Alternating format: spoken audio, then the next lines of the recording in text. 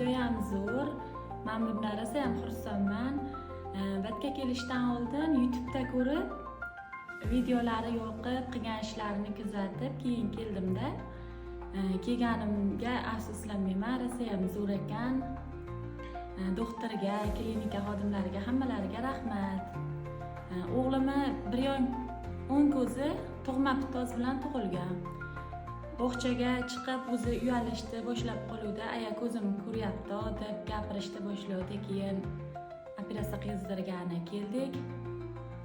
Hozir bir xil ko'zi ochilyapti, yaxshi.